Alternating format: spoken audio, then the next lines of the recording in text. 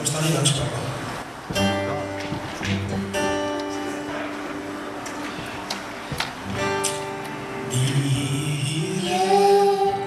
Is my herde, niks sal my ontbreek nie. Hy laat my neer in groen weivelde na waters, waar rus is, lei hy my heen.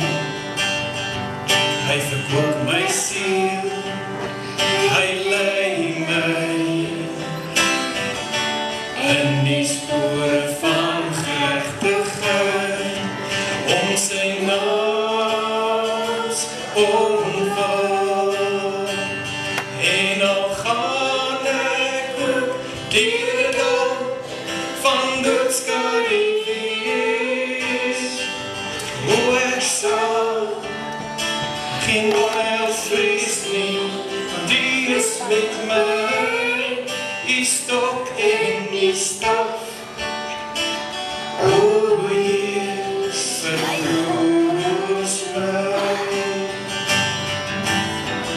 Hy bereid die tafel voor my aangesig, teenoor my tegenstanders.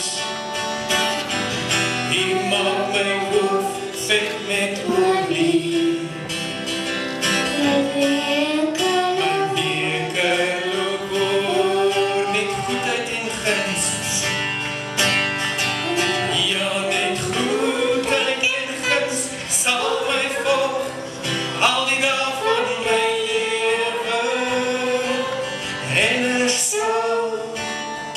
In die huis van die Here bly, in lente vandag.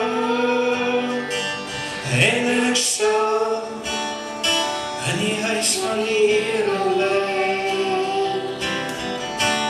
in lente vandag.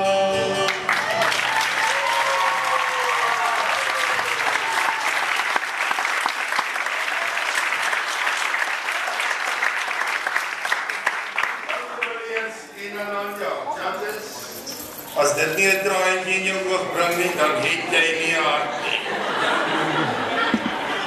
Selfs in sulke harde judges soos julle.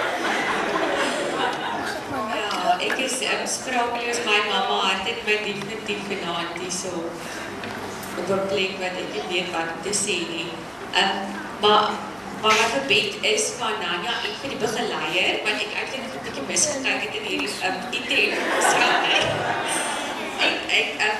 Hierdie psalm wat julle gesing het, dit is 'n gebed en mag elke ding wat sy vanaand gesing het aan Nanya, mag dit vir jou waar word, dat jou hart mag oorloop en dat jy in lente vandag in die Here se huis sal bly.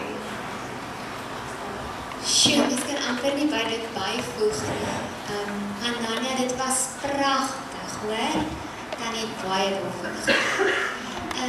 Wat my net opval is, dis nie 'n maklike liedjie vir so 'n klein dogtertjie, dis baie woorde.